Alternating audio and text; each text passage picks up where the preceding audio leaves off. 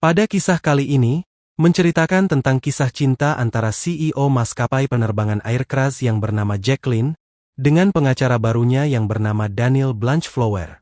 Mereka berdua mempunyai sifat yang kaku dengan orang lain.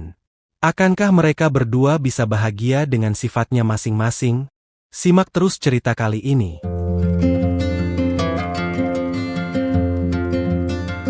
Di suatu hari, Jacqueline datang ke kantor dan disambut hangat oleh semua karyawan. Tak lama, disusul oleh Daniel yang baru pertama kali bekerja di maskapai milik Jacqueline yaitu maskapai Aircraft. Daniel bekerja di maskapai Aircraft sebagai pengacara hukum.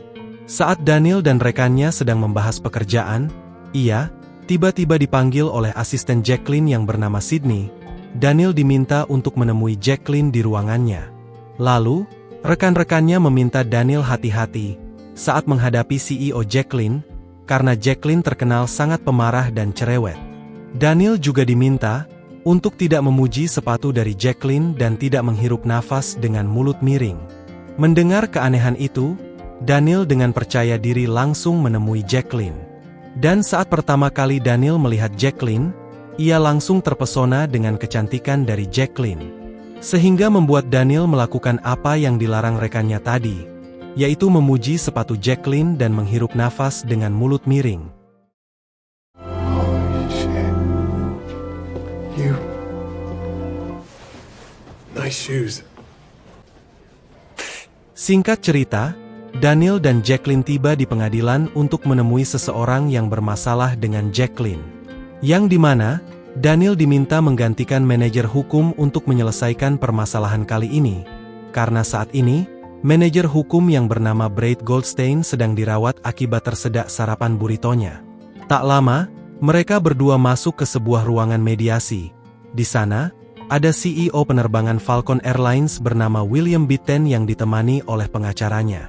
Di pertemuan ini, William Bitten membahas tentang perusahaannya yang ingin membeli 10 gerbang terminal milik maskapai Aircraft yang ada di bandara tertentu. Namun, Jacqueline tidak menyetujuinya. Dan karena itu William Bitten mengancam, kalau ia akan menyebarkan berita tentang Jacqueline yang tidur dengan rekan bisnisnya. Namun, Daniel langsung menyanggah tuduhan dari William Bitten, dan menanyakan atas dasar dan bukti apa William Bitten bisa menuduh Jacqueline seperti itu. Mendengar itu, William Bitten dan pengacaranya terdiam karena tidak memiliki bukti atas tuduhannya pada Jacqueline. How do you know all this? Who was the interested party? Paul, I'm sorry to cut this off. The breaks are at a set time. Thank you, Vanessa. Pada akhirnya Daniel bisa menyelesaikan permasalahan dari Jacqueline. Sesampainya di kantor, Jacqueline yang sedang bersama Daniel, Jacqueline meminta untuk sementara menggantikan tugas-tugas manajer hukum yang sedang dirawat. Dan karena Jacqueline puas dengan kinerja Daniel, inilah pertama kalinya mereka berdua berjabat tangan. Padahal sebelumnya, Jacqueline tidak pernah menjabat tangan seorang pun di kantornya. Keesokannya saat hari libur, Daniel mengisi waktu luang dengan pergi ke rumah tahanan. Di sana, Daniel menjenguk kakaknya Elizabeth yang saat ini sedang dipenjara. Daniel bercerita, kalau ia sedang jatuh cinta dengan seseorang, tetapi mustahil Daniel bisa mendekatinya, karena wanita ini sangat elegan dan pintar. Mendengar itu, Elizabeth malah meminta Daniel untuk terus mendekatinya sampai Daniel bisa tidur dengannya. Singkat cerita, manajer hukum yang bernama Brad Goldstein telah masuk kerja menggunakan kursi roda. Di saat yang bersamaan, Sydney memberitahu Jacqueline tentang tuntutan dari William Bitten yang sebanyak 200 halaman. Sepertinya William Bitten akan terus mencari kesalahan Jacqueline, sampai Jacqueline mau menyetujui pembelian gerbang terminal. Lalu, Jacqueline memanggil Daniel dan meminta untuk mengurus kasus ini. Namun Daniel tidak bisa karena kasus ini sudah diambil alih oleh Brad Goldstein. Mendengar itu, mereka bertiga mendatangi Brad Goldstein dan Jacqueline meminta untuk kasus ini harus Daniel yang mengurusnya. Tetapi, Brad Goldstein tidak terima dan mengancam kalau ia akan resign jika kasus ini diberikan oleh orang lain. Daniel will be running point on Falcon Airlines. No, you can't do that. Peter? You can't demote me. Let's just take a breath. I will win this case for you, or I quit. Keesokannya, mereka rapat tentang pengunduran diri Brad Goldstein, yang dimana para dewan pimpinan tidak setuju jika Brad Goldstein digantikan oleh Daniel. Bahkan, rapat itu dihadiri oleh Jack Kras, ayah dari Jacqueline. Ayahnya pun juga tidak setuju dengan keputusan Jacqueline yang menggantikan Brad Goldstein dengan Daniel. Karena rapat yang begitu memanas, salah satu dewan pimpinan bahkan ingin CEO yang baru dan lebih berpengalaman. Mendengar itu, Daniel langsung membela Jacqueline dengan mengatakan di depan semua orang, kalau keputusan Jacqueline sudah benar. Selama ini, Jacqueline sudah menjadi CEO, tanpa kesalahan sedikit pun dalam mengambil keputusan. Jadi jika para tamu rapat keberatan dengan Jacqueline berarti mereka benar-benar tidak mengerti kehebatan dari Jacqueline. Mendengar itu, Jacqueline terkesan dengan perkataan Daniel di depan semua orang, bahkan Jack Kras pun jadi setuju dengan keputusan Jacqueline yang menggantikan Brad Goldstein dengan Daniel. Ms. Cruz made the right decision. If I were you, I would keep trusting her decisions like all the decisions she has made that have made you all until she surprises us all by making a bad one. Thank you. Semenjak itu hubungan Jacqueline dan Daniel semakin dekat. Hari demi hari, mereka senang menjalani harinya di kantor. Singkat cerita, mereka mengadakan rapat dengan para karyawan hukum. Sydney kemudian membahas kalau ada penumpang yang menuntut maskapai mereka. Penumpang itu menuntut, karena sakit hati telah dikeluarkan dari pesawat Aircraft saat ingin melakukan penerbangan. Lalu, Jacqueline mengajak Daniel untuk pergi bersamanya dan menyelesaikan masalah ini. Awalnya semua tidak setuju, tetapi Jacqueline tetap ingin pergi bersama Daniel. Keesokannya, mereka berdua berangkat menggunakan pesawat dan Jacqueline sendirilah yang menjadi pilotnya.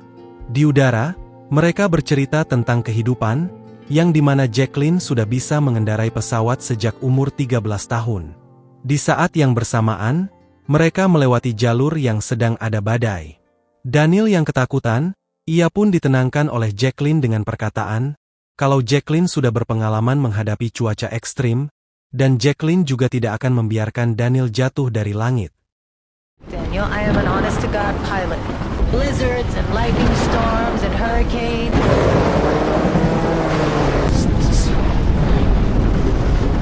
I will not let you fall out of the sky. That last bit kind of made it sound right. Thank you, Ms. Cruz. Singkat cerita mereka sampai di tujuan, mereka juga langsung menemui pengacara dari seseorang yang menuntut maskapai mereka. Di pertemuan itu, mereka berdua malah salah tingkah, dan untungnya mereka bisa menyelesaikan masalahnya dengan mudah. Karena, penumpang yang dikeluarkan dari pesawat, ternyata buang air di pintu pesawat dan itu adalah kesalahannya sendiri. Selesai itu, mereka berdua pergi ke penginapan masing-masing. Sebelum masuk penginapan, Daniel mengajak makan malam Jacqueline dan Jacqueline pun menyetujuinya. Malamnya, mereka pergi ke sebuah rumah makan yang ada live musiknya. Mereka memesan makan dan bersenang-senang. Sampai di mana, ada lagu kesukaan Jacqueline yang dimainkan. Mendengar itu, Jacqueline mengajak Daniel untuk berdansa. Saat mereka berdansa, mereka pun terbawa suasana sehingga mereka berciuman untuk pertama kalinya. Dan itu membawa mereka sampai ke penginapan. I really love working with you. I feel the same way.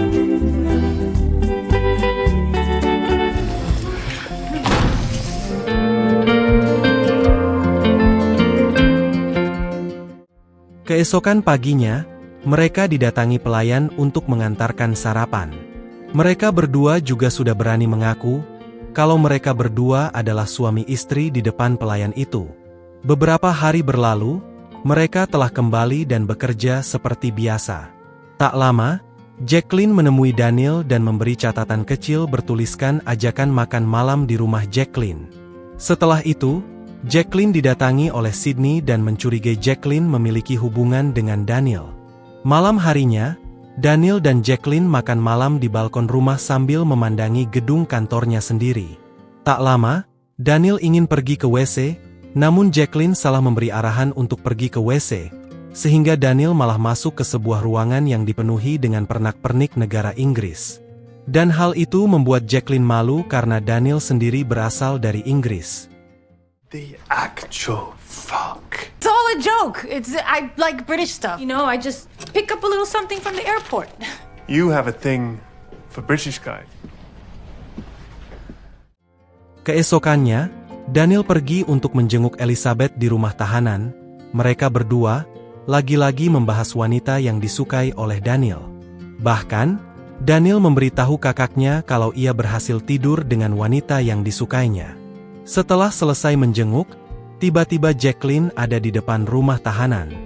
Jacqueline yang penasaran, ia pun masuk dan menanyakan penjaga di sana siapakah yang ditemui oleh Daniel. Lalu, penjaga di sana membawa Jacqueline untuk menemui kakaknya Daniel. Dan inilah pertama kalinya Jacqueline bertemu dengan Elizabeth. Elizabeth juga meminta Jacqueline untuk menjaga Daniel karena dia adalah orang yang baik. Selesai bertemu dengan Elizabeth, Jacqueline terkejut karena Daniel masih berada di depan rumah tahanan. Daniel juga marah pada Jacqueline karena telah mengikuti kehidupan pribadinya. Jacqueline kemudian beralasan kalau ia hanya curiga jika Daniel akan bermain-main dengan orang lain. Sehingga, mau tidak mau Jacqueline mengikuti Daniel. Keesokannya, Jacqueline mengisi acara konferensi pers di kantornya. Di sana, ada salah satu media yang menyinggung Jacqueline, kalau Jacqueline mendapatkan salah satu gerbang terminal di bandara dengan cara tidur bersama rekan bisnisnya. Mendengar itu Daniel menyangkal bahwa tuduhan itu tidak benar. Bahkan Jacqueline pun sampai mengatakan kalau di kantornya tidak boleh ada yang berhubungan spesial, apalagi berhubungan dengan karyawan hukumnya sendiri. Through an improper relationship. See, that's ridiculous. And I would never sleep with my lawyer. Exactly.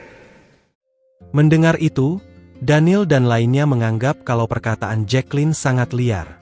Selesai konferensi pers, Jacqueline menyesali perkataan itu dan menganggap kalau itu hanya kegugupannya di depan Daniel dan orang banyak. Dan karena itu juga, kini, mereka berdua bingung dengan hubungan mereka. Jika semua orang tahu hubungan mereka maka karir Jacqueline bisa hancur. Bahkan William Bitten bisa dengan mudahnya mengambil semua gerbang terminal yang dimiliki oleh maskapai Aircraft. Lalu, mereka berdua dengan nekatnya memutus hubungan dan menganggap kejadian kemarin tidak pernah terjadi.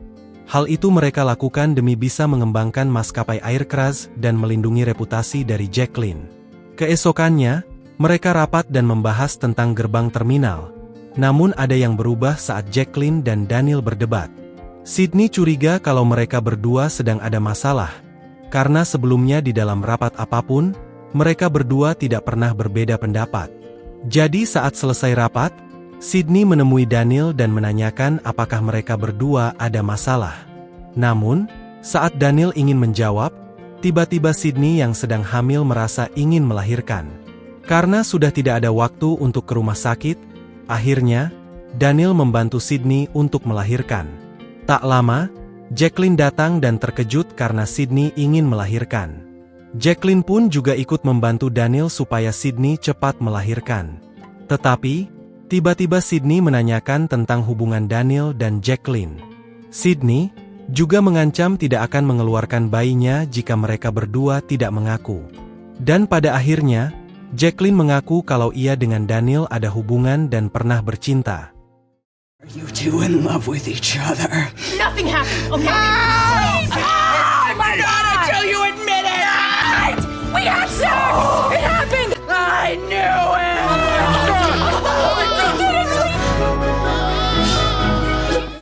Keesokannya, Sydney langsung kembali bekerja setelah melahirkan padahal Jacqueline sudah memberikannya libur. Dan ternyata, Sydney datang untuk membahas tentang William Bitten pada Jacqueline dan Daniel. Yang dimana, William Bitten mengajak Jacqueline untuk bertemu malam ini.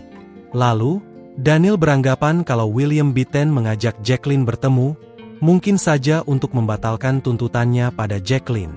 Singkat cerita, Jacqueline bertemu dengan William Bitten. Di pertemuan itu, William Bitten tetap saja ingin Jacqueline menyetujui pembelian gerbang terminal yang diinginkannya. Tetapi, Jacqueline tetap tidak setuju, dan dengan percaya diri Jacqueline mengatakan kalau tuntutan William Bitten tidak akan bisa menang. Mendengar itu, William Bitten memberikan bukti baru yang bisa menghancurkan reputasi Jacqueline. Yang dimana, William Bitten ternyata memata-matai Jacqueline dan Daniel saat perjalanan dinas. William Bitten diam-diam menyuruh bawahannya untuk menyamar sebagai pelayan pengantar sarapan saat Jacqueline dan Daniel ada di penginapan kemarin. Sialnya, orang suruhan William Bitten mengambil foto saat Jacqueline bermesraan dan mengaku suami istri dengan Daniel.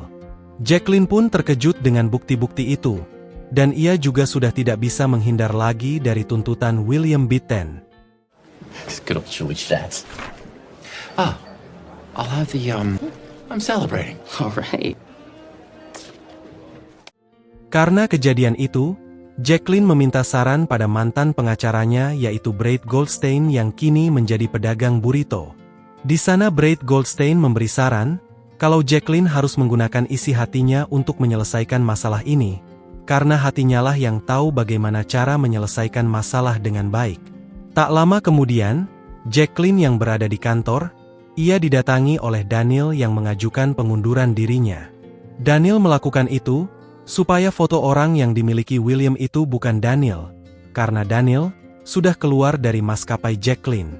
Daniel juga memberitahu, kalau ia akan menjadi pengacara di sebuah kantor di Manhattan. Setelah kepergian Daniel, Jacqueline galau dan hari-harinya masih teringat dengan kebiasaannya dengan Daniel.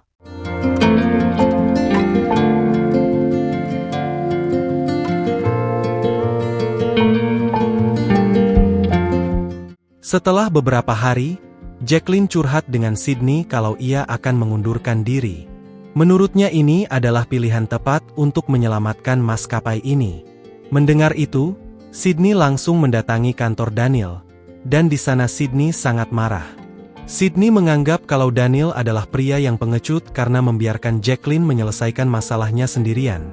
Ditambah lagi, Sydney memberitahu kalau Jacqueline sampai mengundurkan diri dari maskapai air keras. Melihat itu, Daniel sangat terkejut dan memikirkan apa yang dikatakan oleh Sydney. Di tempat lain, Jacqueline memberitahu ayahnya kalau ia akan mengundurkan diri demi kebaikan maskapai air keras. Jacqueline berpikir kalau ia mengundurkan diri, maka William tidak bisa menuntut maskapai mereka. Ayahnya sebenarnya sedih, melihat anaknya mengundurkan diri hanya karena masalah pribadi. Tetapi, ayahnya tidak bisa berbuat apa-apa karena itu sudah keputusan Jacqueline. Ayahnya juga akan mencari CEO baru untuk menggantikan Jacqueline. Keesokannya, ada konferensi pers di maskapai air keras dan membahas tentang pengunduran diri dari Jacqueline. Di tempat lain, Daniel yang sedang rapat, ia memikirkan Jacqueline yang ingin mengundurkan diri. Tak lama kemudian, ia memutuskan untuk mengundurkan diri dari kantor pengacara di Manhattan, dan memilih menemui Jacqueline untuk membujuknya supaya tidak mengundurkan diri. Singkat cerita, konferensi pers sudah dimulai.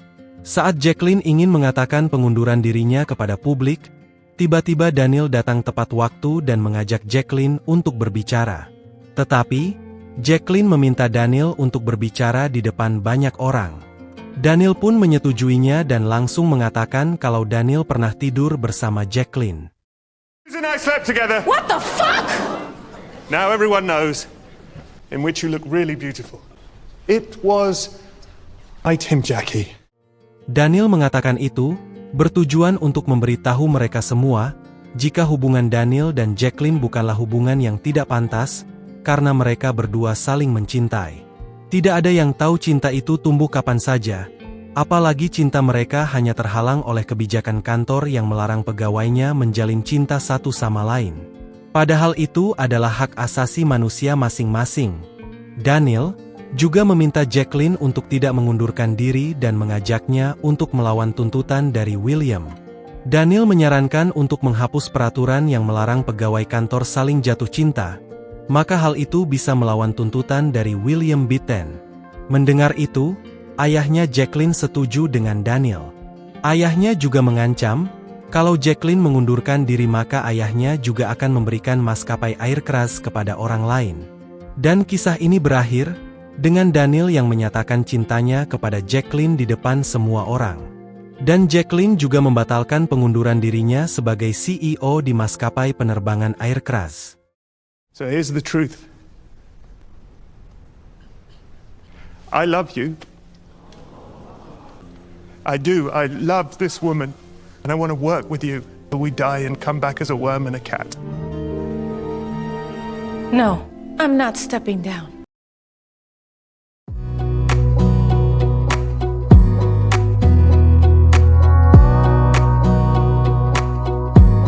Wanna clear a bottle of Cabernet. Wanna stay home, not even drink. Wanna get out of my own head. Wanna lay down, overthink. I wanna cry every tear I got. Put on a dress, be a stranger's dream. Lock up this heart of mine, wanna wear it on my sleeve. I kinda wanna hate you, but I wanna love you too.